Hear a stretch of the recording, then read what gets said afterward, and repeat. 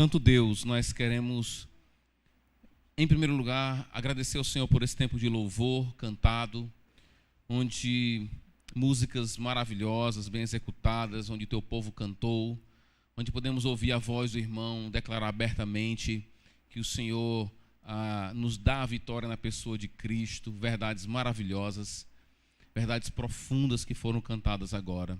Somos muito gratos, Senhor, por nos permitir, por nos dar esse privilégio de poder cantar junto com irmãos, poder lembrar das verdades maravilhosas, numa mistura de informação, de conhecimento e emoção, onde as nossas afeições estão ligadas àquilo que é cantado. Nós pedimos agora, Pai, por esse momento de parada para reflexão, onde a nossa mente será exigida mais um pouco, mas pedimos, ó Pai, que o Teu Espírito opere nas nossas mentes, opere em nossos corações, e que essa noite seja uma noite de decisões sábias, decisões que harmonizam-se com a Tua glória, com a Tua santidade. Sê conosco, ó Pai, tem misericórdia de nós, derrama a Tua graça, porque sem Ti nada podemos fazer. E é em nome de Jesus que nós oramos. Amém. Ok, 1 de Pedro, capítulo 1, reforçando algumas coisas importantes para aqueles que não acompanharam desde o começo a nossa exposição. Essa é a nossa terceira parada nessa passagem, nesse livro, querendo então meditar, saber o que Pedro tem a nos ensinar. São muitos ensinos, muitos tópicos que vão aparecendo na carta ao longo da nossa leitura. Um deles nós enfatizamos no nosso último encontro, que é o sofrimento, que é também o fato de que nós somos peregrinos desse mundo, né? A primeira parte já diz para a gente isso. Nós estamos vivendo num mundo que não é nosso. A nossa expectativa está na volta de Jesus Cristo, quando Ele vier e derramará suas bênçãos graciosas sobre nós. E na primeira parte, na parte versículo 3 em diante, nós focalizamos muito no fato de que nas chamadas bênçãos da salvação, a regeneração que Deus operou em nós, transformando a nossa mente, transformando o nosso coração, transformando-nos em outras pessoas por meio da mensagem do Evangelho, e como que essa transformação opera em nós, e de forma tal que temos uma esperança que ela é viva, ou seja, uma esperança que cresce, é uma esperança que gera vida verdadeira em nós. Na medida em que nós esperamos a volta de Cristo, até lá nós encararemos o sofrimento, encararemos dificuldades, encararemos situações, digamos assim, adversas. E Pedro vai dizer para a gente, vai nos consolar dizendo que nada disso foge do controle de Deus, porque um sofrimento que surge em nossas vidas, ele é devido, ou seja, ele é necessário, ao mesmo tempo também que ele tem um propósito, que é nos fazer cada vez mais ter a nossa fé purificada, amadurecida. À medida que nós sofremos, nós vamos então tendo consciência maior da nossa fé, da nossa convicção. Quando nós não sofremos algum tipo de adversidade, fica sempre a pergunta no ar se realmente estamos na fé. Se realmente não estamos somente no oba-oba, num momento, sei lá. Mas quando o sofrimento vem, nós sabemos realmente se aquela fé realmente está escorada na rocha, se está ancorada realmente em Cristo ou em expectativas falsas. E aí, diante dessa verdade, das bênçãos da salvação, Pedro então começa no versículo 13 com a palavra que na minha versão está traduzida como portanto. Na sua está assim? Portanto. Ou seja, ele vai concluir agora. Até agora, Pedro só tinha nos ensinado. Ele tinha falado para nós sobre a nossa esperança, sobre a necessidade e a importância do sofrimento. Ele tinha nos ensinado sobre a operação de Deus em nós, em nos transformar. Tudo foi ensino. A partir de agora, Pedro começa uma série de imperativos, uma série de ordens que ele vai dar. É verdade que a NVI, essa tradução, ela colocou mais imperativos do que eu acho que tem mesmo no texto. Mas agora começa uma série de ordens que Pedro vai dar para a gente. Mas essas ordens, pensem, elas vêm, elas estão ancoradas, ligadas com o que ele acabou de nos ensinar. Deus nos regenerou, Deus derramou bênçãos de salvação, Deus nos prepara para o sofrimento até a volta de Cristo, ok? Essa é a nossa esperança viva. Baseado nisso, pensando nisso, pressupondo essa verdade, Pedro então vai dizer, versículo 13, estejam com a mente preparada, prontos para agir. Certamente na sua versão pode ter uma expressão diferente, tipo, cingir os lombos do vosso entendimento. Essa é a tradução literal. Tá? A NVI, ela foi assim, interpretou mais. Então, ela, em vez de colocar cingir os lombos dos vossos entendimentos, ele vai dizer, prepare a mente de vocês para estar pronto para agir. Porque realmente a figura de cingir os lombos do entendimento quer dizer, cingir o lombo, geralmente era quando a pessoa tinha uma roupa longa, né? Antiga, os homens tinham túnicas, eles subiam as túnicas para poder fazer alguma coisa. Ir para o campo, ir para a guerra, agir de alguma forma. Amarrar ou tomar ou amarrar os lombos quer dizer, eu vou fazer alguma coisa agora. E ele faz isso e liga essa atividade à mente. Então a ideia seria realmente essa. Prepare a sua mente para que você possa agir.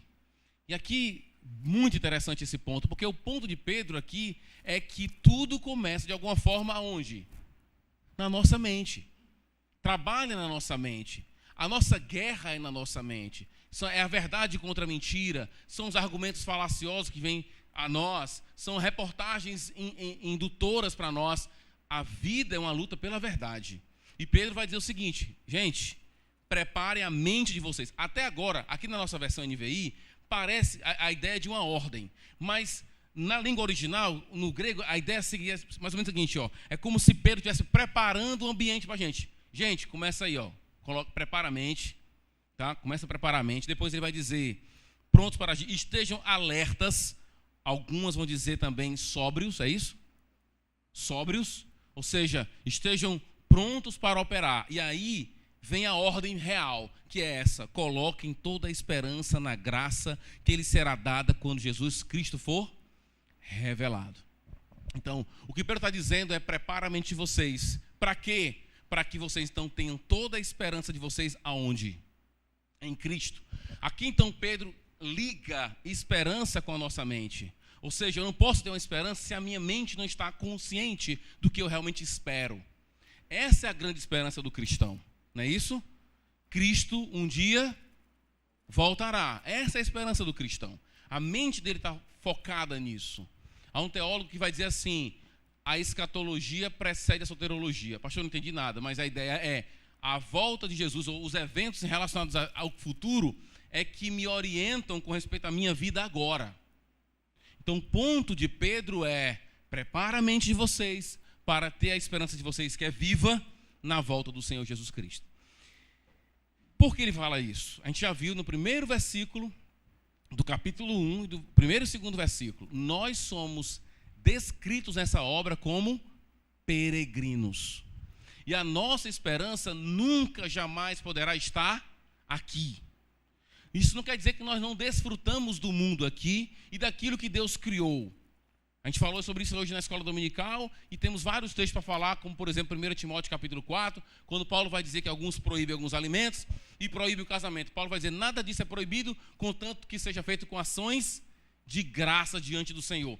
Não é que nós não desfrutamos das coisas da terra, mas a nossa expectativa, a nossa esperança não pode estar aqui. Não é à toa que o mestre de Eclesiastes, nós estudamos há um tempo atrás, vai dizer que se o mundo é só isso aqui mesmo, há vantagem muito grande em você visitar um velório, porque lá você vê o fim de todos os homens. E é verdade que a morte, quando está mais próxima de nós, que acontece com pessoas próximas a nós, ela deveria nos levar a algum momento de reflexão e entender, poxa, onde é que está a minha esperança? A minha vida é guiada pelo quê? Por isso aqui? Pelo que passa? Porque as coisas passam, as pessoas passam. É meio doido, mas daqui a 100 anos ninguém vai saber de quem nós somos. Eu gosto de brincar assim, você sabe o nome do seu tataravô? Não. Então, você um dia vai ser um tataravô esquecido. Você um dia vai ser alguém que ninguém vai lembrar, saber nada do que você fez. A nossa esperança não pode estar aqui. Por isso que Pedro vai dizer, nós não esperamos as coisas aqui. Nós somos peregrinos, tá? Somos forasteiros, estrangeiros, alienígenas desse mundo. Porque a nossa expectativa de vida não está toda aqui. Ele continua. Como filhos obedientes, e esse vai ser o enfoque de Pedro nessa passagem, a ideia da obediência, do comportamento, sempre ancorado nas verdades teológicas do versículo 3 a 12. Tá? Ele vai dizer, como filhos obedientes, não se deixa moldar pelos maus desejos de outrora, quando viviam na ignorância. Vamos parar um pouquinho para refletir aqui. Há uma construção que Pedro faz aqui, que é bem interessante. Ele vai dizer um não, depois vai dizer um mais. Observa, ó. Ele vai dizer assim, não se deixa moldar, tá vendo? Versículo 15. O que ele diz? Mas, não é isso? Em outro momento ele vai dizer a mesma coisa, não, mas. Essa é uma construção que geralmente a ideia é de, é como se Pedro estivesse dizendo assim, há uma expectativa e eu vou quebrar essa expectativa e vou corrigir essa expectativa. Qual é a expectativa errada? É a do não. Ele vai dizer, e não se deixa moldar pelos maus desejos que de outrora, quando viviam na ignorância. Ok? Aqui tem muita interpretação no texto, mas a ideia que eu acho a tradução melhor seria de que não se deixa moldar pelo comportamento que vocês tinham antes, pensando que os desejos de vocês estavam ligados à ignorância de vocês. Pedro está dizendo o seguinte, gente, há uma expectativa em vocês de viver a vida moldada pelo modelo antigo, quando vocês eram ignorantes e eram guiados pelos seus desejos. Lembrando que uma coisa ligada à outra. A ignorância muitas vezes leva as pessoas a desejos equivocados. O ponto de Pedro aqui é, não deixem a vida de vocês ser moldada, digamos assim, controlada pelos desejos e pela ignorância. Ignorância de quê? Ignorância do Evangelho de Jesus. Então, o que Pedro está dizendo em outras palavras é, você não pode agora tomar decisões e ter um tipo de comportamento que não reflita de alguma forma o Evangelho de Jesus. E os desejos não podem ser operantes na nossa forma de tomar decisão. Muita gente toma decisão porque se sente bem. Teologia do Ana Maria Braga, como é o nome daquela outra do Encontro, como é o nome dela? Fátima Bernardes, aquela coisa daquela teologia do Fantástico, né? Você está se sentindo bem? Você está legal? Tá tudo ok com você? É importante que você se sinta bem. Pedro está dizendo, isso era o tempo que vocês eram ignorantes. Quando vocês eram ignorantes, que não conheciam Cristo, que não conheciam o Evangelho, quem é que dominava o padrão de vida de vocês? Eram os desejos de vocês. E era essa ignorância que levava vocês a essa postura. Ele vai dizer, não é por aí. Correção, versículo 15 melhor. Mas, assim como é santo aquele que os chamou, sejam santos vocês também em tudo, ampliando toda a nossa vida, não um momento somente, que o fizerem.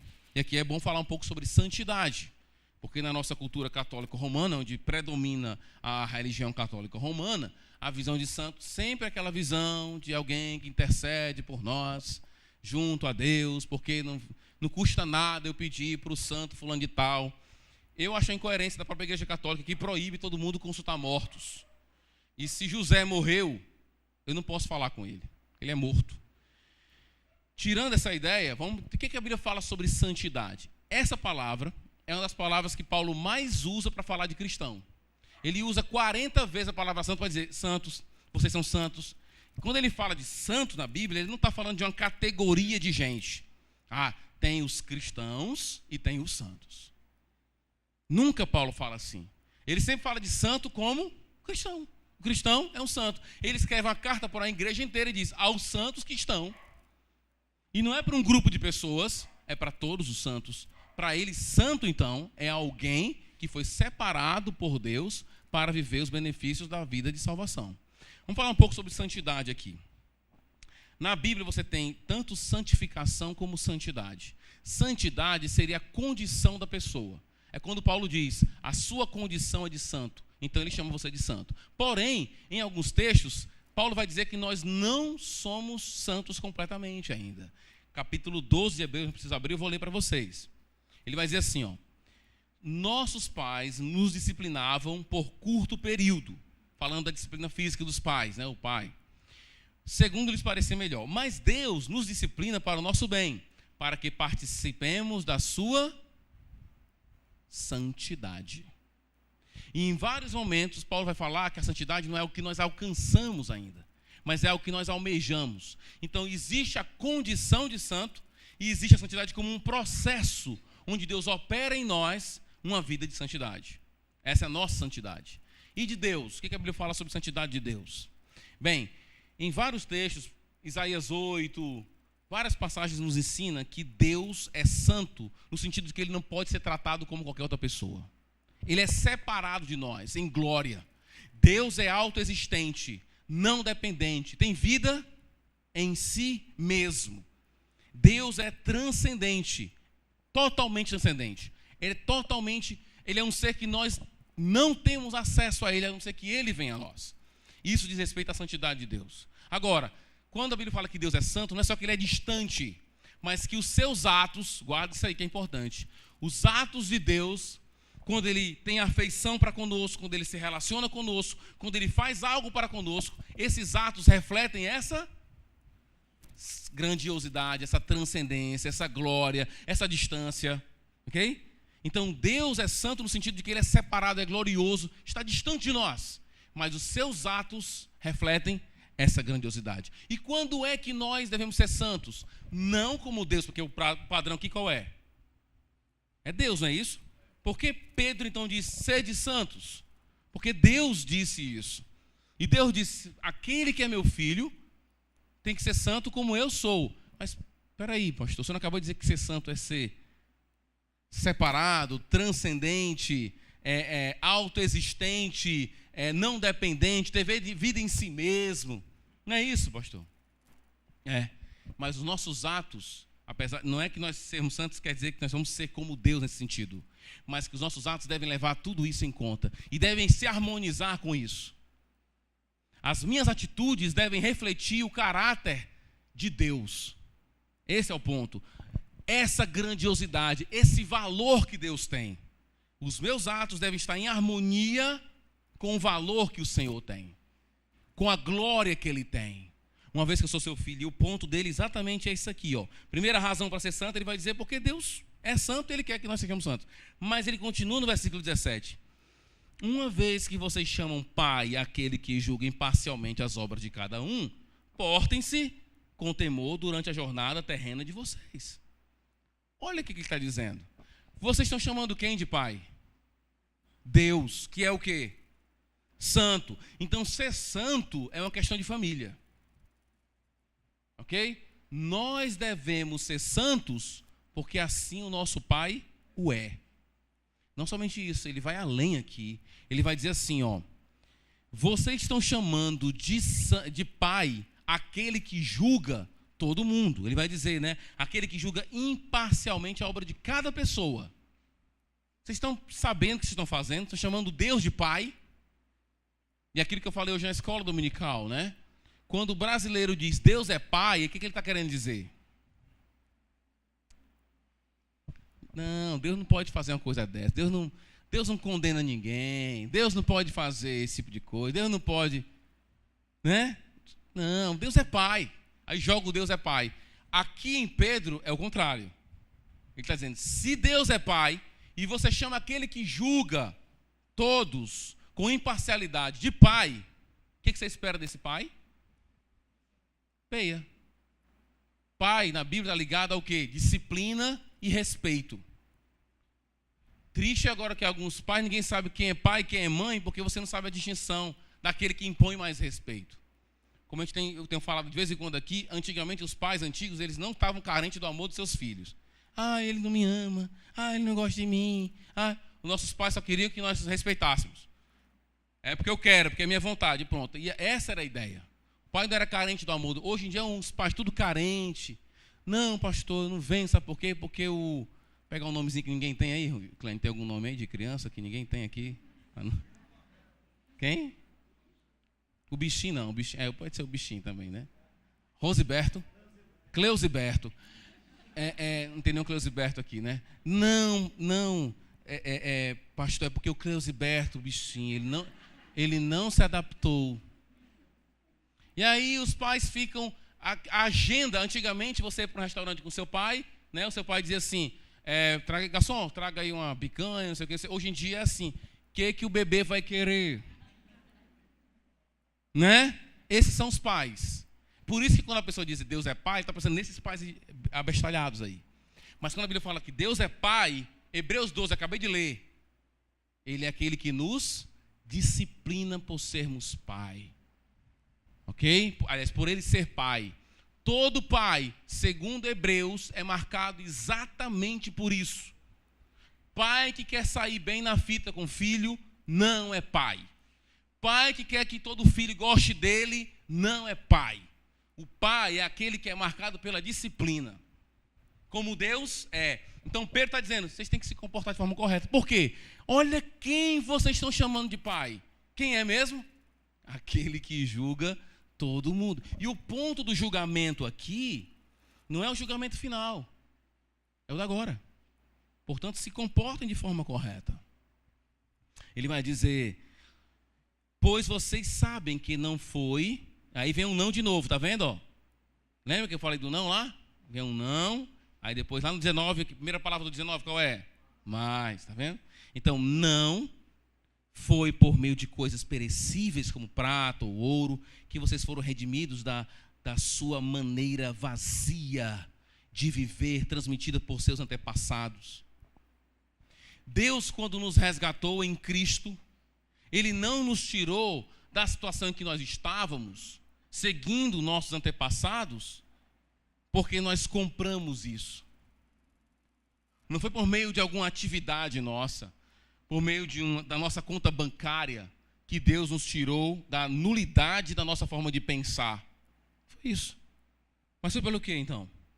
Pelo precioso sangue de Cristo, como de um cordeiro, sem mancha, sem defeito, conhecido antes da fundação do mundo. A palavra conhecido é a palavra presciência, que a gente estudou na primeira pregação. Antes da criação do mundo, revelado nesses últimos tempos em favor de vocês. Por meio dele, vocês creem em Deus, que o ressuscitou dentre os mortos e o glorificou, de modo que a fé e a esperança de vocês estão aonde? Em Deus. Nós somos o povo que vive no mundo que não é nosso. Nós somos estrangeiros, não colocamos nossas expectativas aqui. Aliás, todas as vezes que colocamos nossa esperança aqui, nos frustramos exatamente por isso. Vemos aquele momento de ilusão, até que vem a lapada. Se realmente Deus é o nosso pai, como um bom pai, ele não deixa seu filho sem levar aquela boa lapada para ele poder acordar para a vida. Eu sempre gosto de dizer assim, quando alguém entra em contato com o evangelho, tomou o evangelho, entendeu o evangelho, entrou na igreja, rendeu-se a Cristo, confirmou para todo mundo. Aí o cara diz, não, eu não quero ser mais não, esse negócio aí não. Quando ele vai lá, se ele tem pai, o pai faz ele voltar, não faz não? Oh, não. 1 Coríntios capítulo 11. Deus tira até a vida das pessoas para que elas se voltem para Ele. 1 Coríntios capítulo 5, até o diabo ele usa para que as pessoas se voltem para Deus, para Ele. Quando é dele, Ele não deixa do jeito que a pessoa quer. Porque Ele é o quê? Ele é pai. Como eu falei quarta-feira, nossos filhos não devem ter crise de identidade. Qual é a identidade dele? Eles são nossos filhos. Entendeu? Pai, eu não sei o que eu sou, você é meu filho. A sua identidade é essa, você é meu filho. Pronto. Não precisa mais de crise. Quem sou eu? Para onde eu vou? Não, você é meu filho. Essa é a sua identidade. E se eu tenho Deus como meu pai, meu amigo, ele é pai. Mas não pai no sentido que o brasileiro convencional fala. No sentido de pai verdadeiro. Um pai que disciplina. Que não fica, digamos assim, arrasado porque o filho não ama. Porque ele faz o que é certo para o filho. Ok? Vamos aqui para algumas aplicações. A gente já leu o texto. Depois que a gente lê o texto, a gente faz o quê? Faz que pergunta para a gente mesmo, né? E o que isso tem a ver comigo? Vamos aqui a algumas aplicações. A primeira aplicação é sobre a mente. Quando começa o texto, ele fala da nossa mente, não é isso? A nossa mente está diretamente envolvida na apropriação da esperança. E precisamos preparar a nossa mente para perceber e realizar essas coisas. É uma coisa que às vezes eu fico a pensar, por que alguns cristãos usam tão pouco a sua mente? Quando Deus nos convida a usá-la constantemente. A nossa vida deve ser marcada pela meditação constante da palavra de Deus. Usar a mente não é racionalizar a própria vida e os próprios pecados. Nós sabemos que o ser humano gosta de fazer isso. Ele racionaliza o próprio pecado. Pega uma criança de 5 anos que ela fez uma coisa errada, ela vai te dar uma explicação, sabia? Não, pai, sabe o que é? Porque eu queria fazer isso aqui para o senhor. O que ela pegou? Pegou o pecado e racionalizou. Ela sabe muito bem racionalizar o pecado. Nós somos assim. Nós racionalizamos o pecado, damos boas explicações para os atos que cometemos. A nossa mente, a nossa luta é mental. Perceba que quando na primeira tentação no livro de Gênesis, o que o diabo faz? Ele argumenta. Não é isso que ele faz? Não, você não vai morrer não, não é assim não. Ele não disse que não foi assim não, aí ele vai argumentar. A nossa luta é mental. Nós, muitas vezes, vacilamos por não preencher nossa mente da forma correta. 1 de João, capítulo 3, verso 2, diz assim, Amados, agora somos filhos de Deus, e ainda não se manifestou o que haveremos de ser. Mas sabemos que, quando Ele se manifestar, Jesus, seremos semelhantes a Ele. Explicação: porque o veremos como Ele é. Nós nos tornaremos semelhante a Ele porque nós o veremos. A verdade bíblica aqui é à medida em que você contempla a Deus, você se torna como Ele. À medida em que você contempla Jesus, lembra que a gente leu aqui primeiro, Romanos capítulo 15, quando Paulo vai pregar para o pessoal da Espanha, ele vai dizer, eu quero que eles escutem o Evangelho e vejam Jesus. Eles não viram Jesus, e claramente Paulo não ia apresentar Jesus Cristo fisicamente, mas pelo anúncio do Evangelho a pessoa vê, numa contemplação espiritual, evidentemente. Paulo vai dizer, a cruz ficou diante de vocês, vocês viram Ele crucificado. Como assim? A ideia de que nós estamos contemplando. Nós precisamos guardar a nossa mente para a contemplação das coisas do Senhor. E encher o nosso coração de esperança. Lembrando que esperança na Bíblia é certeza, é garantia. Não é expectativa que nós geramos por nós mesmos. Nós não estamos entregues às nossas próprias esperanças, mas somos o povo que espera. E todo mundo espera. Qualquer dia você vai terminar meu conto, viu, né? Que, o nome do conto é Sala de Espera. Aí todo mundo está esperando lá. Cada um espera. Todo mundo aqui espera por alguma coisa. Nós esperamos por Jesus. Se alguém te criticar porque você espera por Jesus, você pergunta para a pessoa, e você espera pelo quê? É como falar com um ateu. O ateu diz, eu não creio em Deus. Você pergunta para ele o quê? Então, o que você crê? Porque a gente pensa que o ateu não crê, mas ele crê. Ele não crê em Deus, mas ele crê em quê?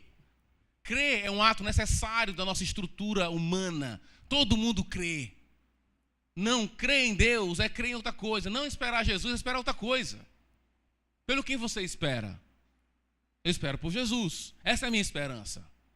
Ok? Agora, diga-me se faz sentido. É aquela matemática do Pascal, né?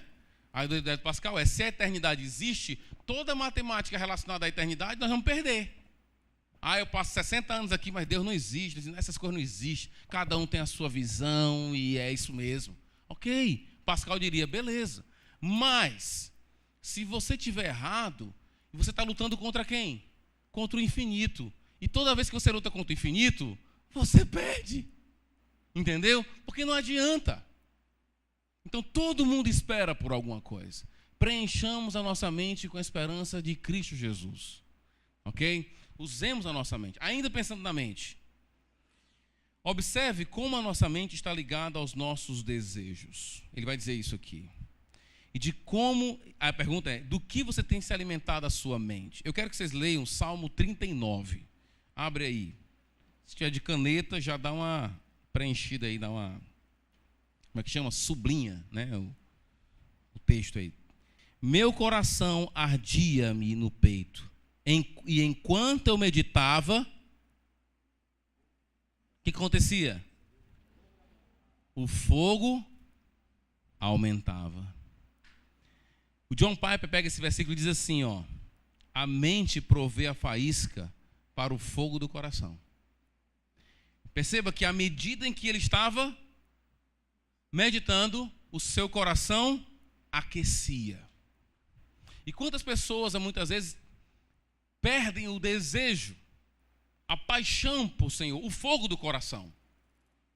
Porque simplesmente não meditam. Se você vê o apaixonado do Salmo 119, pelo amor de Deus, ele é aqueles mais de 100 versículos lá, e ele é apaixonado pela lei do Senhor, é apaixonado pelo Senhor, ele acorda de madrugada para lembrar das coisas do Senhor. Por quê? Porque ele medita, ele usa a sua mente. Um estudioso da década de 60, inglês, chamado Harry Blamires, ele diz assim: os cristãos têm um comportamento cristão, têm uma piedade cristã, têm uma ética cristã, mas muitos não têm uma mente cristã, porque não pensam à luz do Evangelho. Lembra, nós não podemos ser como outrora, quando nós tomávamos decisões, olhávamos a vida à luz dos nossos desejos e da nossa ignorância. E nós não somos mais ignorantes da eternidade, das coisas futuras. Deus nos revelou isso em sua palavra, em Jesus Cristo. Então isso deve afetar a minha forma de ver a vida e as coisas. Ainda pensando em pensar, há uma relação entre o pensar e o amar. 1 Coríntios capítulo 8. Há uma ameaça, é verdade. Ele vai dizer: o conhecimento ensoberbece e o amor edifica. Mas se você continuar lendo, você vai ver que é importante o conhecimento para o exercício do amor. Por que nós precisamos pensar? Paulo vai dizer: para amar. Eu não amo corretamente à medida que eu não penso. As pessoas tentam fechar muitas vezes as coisas. Não, religião é tudo igual, o importante é fazer o bem. Essas frases é de quem não pensa. A pessoa simplesmente não parou para pensar. Porque se parasse para pensar, entenderia que bem é algo relativamente de cada pessoa. Se você está entregando isso para a cabeça de cada pessoa vai achar que é um bem? Ou você acha que o cara que jogou o avião na torre do World Trade Center achava que aquilo ali não era um bem? Não, fazer agora um mal. Ele ia fazer um bem, ele está se matando. Ele acreditava que ia para o céu e ia, sei lá, ter um harém esperando por ele lá. Por causa que Allah ia dar isso para ele. Então isso é de quem não pensa. Para amar, você tem que pensar. Para ter esperança, você tem que devotar a sua mente para isso. Para ter o seu coração aquecido, a sua mente tem que estar envolvida. Querido, não entregue a sua mente aquilo que não pode preencher corretamente e aquecer seu coração. Com isso, de forma alguma, eu estou dizendo que nós não devemos estudar e sermos pessoas dedicadas. É o contrário, a gente sabe muito bem pela Bíblia que Deus nos deu uma ordem. Qual foi a nossa ordem na criação? Dominar a terra. Não foi isso? Como é que eu domino a terra? Conhecendo a terra, estudando a terra, sabendo da história da terra, sabendo do que é composto as coisas, quais são as moléculas, quais são as células, tudo isso. Ninguém está dizendo que não é para estudar, mas as verdades que aquecem nosso coração, as verdades da expectativa e da esperança, devem ter o lugar de prioridade. Segunda aplicação. Os nossos desejos, nossa ignorância em Cristo, do seu amor, da sua natureza, não podem ser usados como critério do nosso comportamento. É muito esquisito ver alguns cristãos falando às vezes. Os caras é cristão, aí diz: não, pastor, mas sabe como é que é? Aí ele começa a falar, aí a vontade que você tem que perguntar assim: você sabe quem é Jesus? Hã? Tem cristão que é assim: não, mas pastor não tem mais condições não. Ou pastor não dá não. Ou, você sabe quem é Jesus? Você está falando como se não conhecesse a Jesus. Ou falando como se seus desejos fossem um guia da sua vida. Mas vem cá, você não se diz ser cristão? O que Cristo fala sobre você?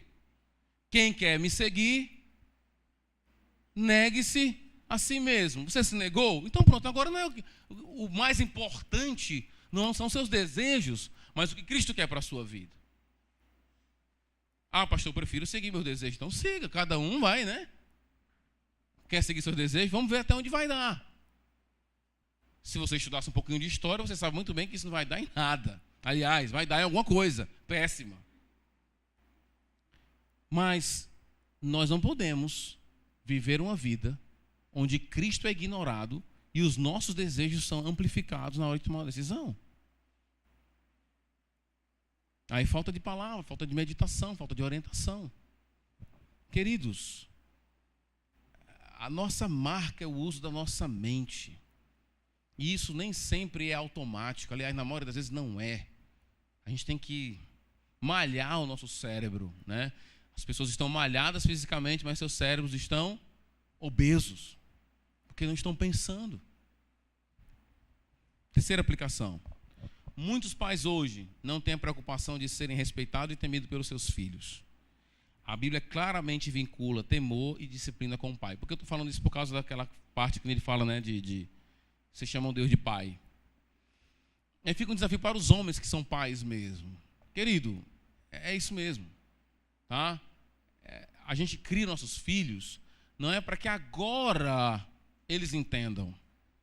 Tá? Paulo, o autor de Hebreus vai dizer para a gente, nossos pais nos disciplinavam, na hora em que éramos disciplinados nós não entendíamos, depois a gente cresceu, agora eu entendo porque meu pai fez aquilo. Se você for querer disciplinar o seu filho, não vou disciplinar porque ele não vai entender. Então você nunca vai disciplinar o seu filho, já pensou? Ele não vai entender, pastor. Ele vai ficar com raiva de mim, ele vai olhar para mim assim, pastor, e eu não posso ver aquele olhar do meu filho contra mim. Né? Você está precisando de um pai para te disciplinar. Quarto, ênfase no procedimento. Há uma ênfase muito grande no texto em proceder, né? A forma de se proceder. E é importante vincular o procedimento às bênçãos da salvação. Nós procedemos de forma santa porque Deus transformou a nossa vida. Versículo 3 do capítulo 1. Se você tirar isso da parada, do contexto, o que vai acontecer? Você vai começar a pensar que você, pelo seu bom procedimento, vai ser aceito. Outra aplicação. Ser santo é uma característica da família. Os nossos atos devem condizer com o do nosso Pai. Não é que nós seremos transcendentes, mas nossos atos devem condizer com a transcendência de Deus. O que eu quero dizer com isso? Os meus atos devem estar em harmonia com a gloriosa existência do Senhor, com o valor que Ele tem, por exemplo. Okay? Deus é o maior valor para a sua vida. Que tem gente, todo mundo agora diz tudo, né? Meu filho é tudo para mim, meu marido é tudo para mim, meu trabalho é tudo para mim, Deus é tudo para mim. Só que tudo não cabe tudo. Se eu digo que Deus é tudo para mim, então não cabe lá seu marido ser tudo para você, ou seu filho, seu trabalho. Se você diz que seu trabalho é tudo para você, então não cabe Deus ser tudo, meu filho. Mas agir de forma santa é entender quem Deus é e agir em harmonia com o caráter dele. Isso é ser santo. Nesse sentido, a gente pode trazer milhões de aplicações aqui. Por exemplo, as nossas atitudes vão refletir de forma tal a existência, a soberania do Senhor, que eu não vou viver ansioso, por exemplo. A ansiedade, entre outras coisas, é a incredulidade. Só isso. Pastor, eu estou tão assim porque eu não sei se vai dar certo. O que Cristo nos ensinou foi a sua ansiedade não vai mudar nada. Absolutamente nada. Você mandou a carta. Né? Ninguém manda carta hoje, né? Você mandou uma lembrancinha pelo Sedex, uma coisa assim, né? E aí você diz, eu não vejo a hora que chegue lá. A sua ansiedade não vai fazer que o cara do correio, tem uma pessoa que está ansiosa lá, vamos acelerar um pouquinho porque tem uma pessoa que está ansiosa lá, a gente vai dar uma corridinha aqui para ver. Isso não muda nada. Cristo vai além, ele vai dizer assim, a sua ansiedade não muda nem o número de dias da sua vida, nada. A sua ansiedade é um nada em termos. Quem sofre com ansiedade é quem é ansioso. Ela só pode mudar você, ela vai te piorar. Só isso que a ansiedade faz. Mas a ansiedade, porque ela não é um ato de santidade? Porque não reflete a soberania e a glória de Deus. Quem está ansioso não está crendo quem Deus é. Seus atos, suas escolhas, refletem o Deus que você afirma amar?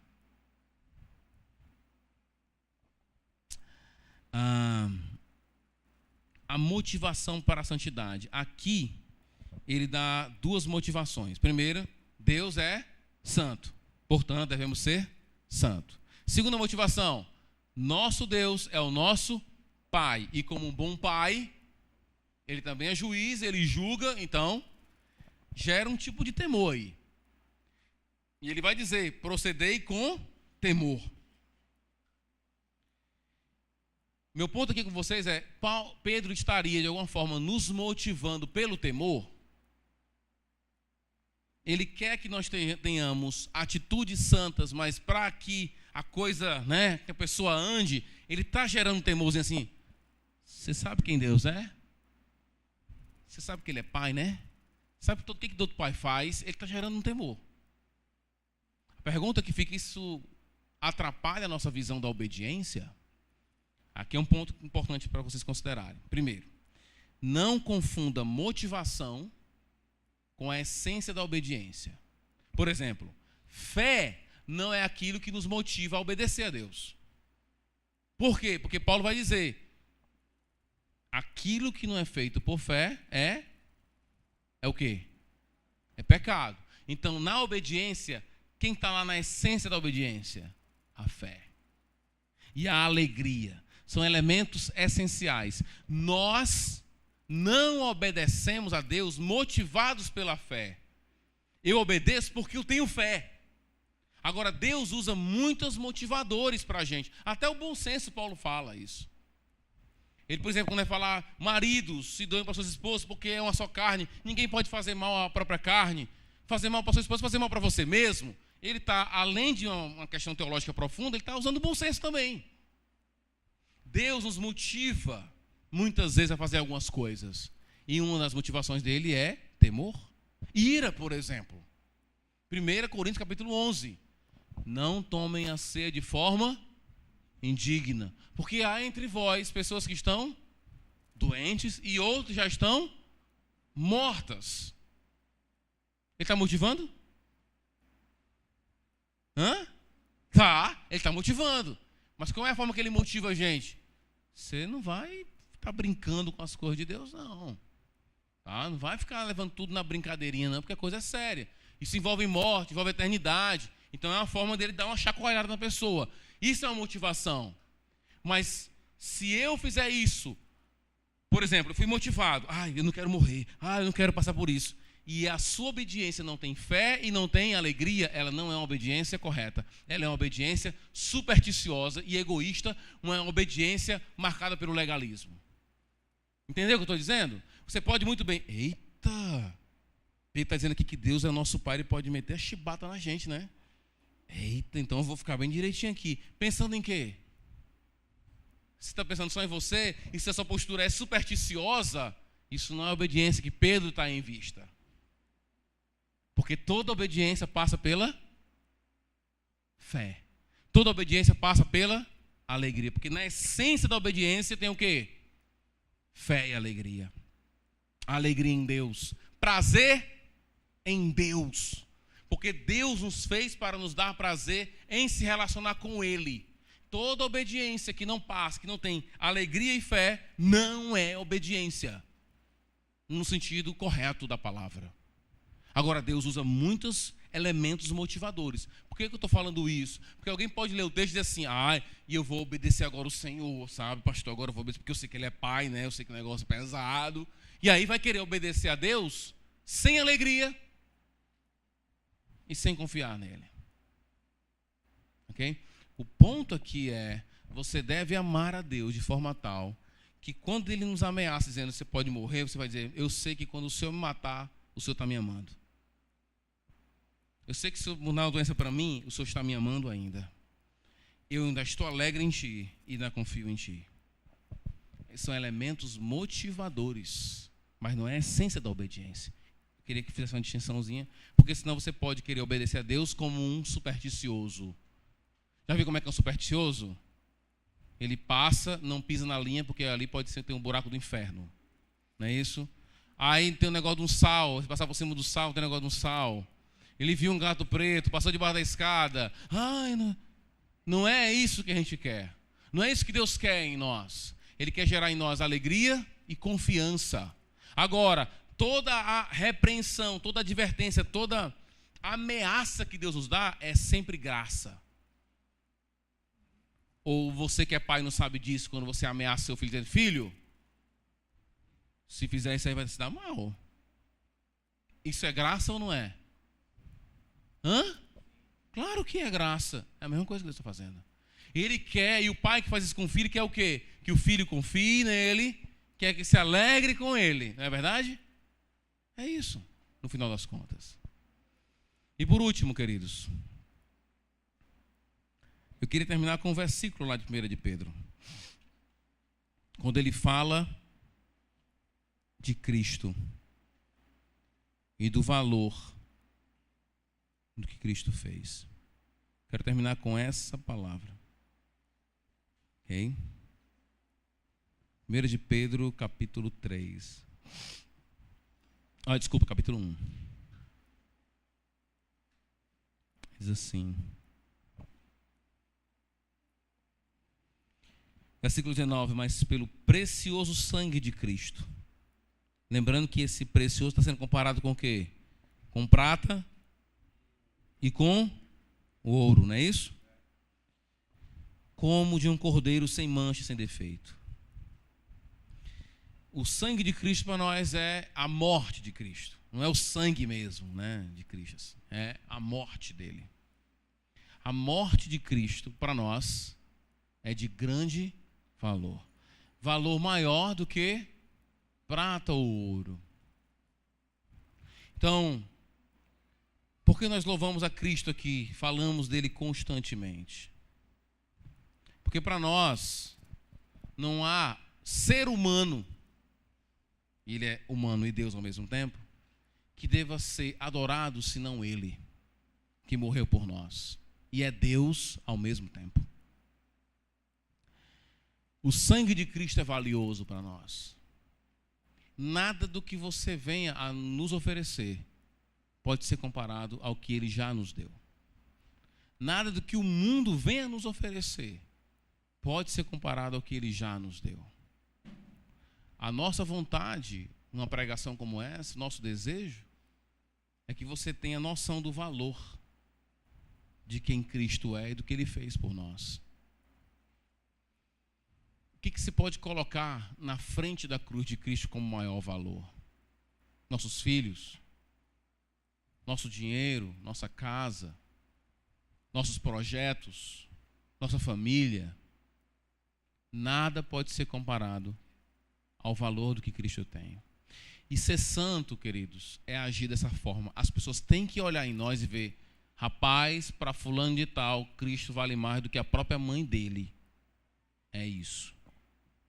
Para Cicrano, Jesus é melhor do que... É isso mesmo. Para nós, é isso mesmo.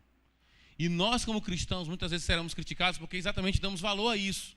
O que nós temos que aprender a fazer é colocar a corda no pescoço de quem nos acusa. Rapaz, tudo para tu agora é essa igreja aí. E para tu é o quê?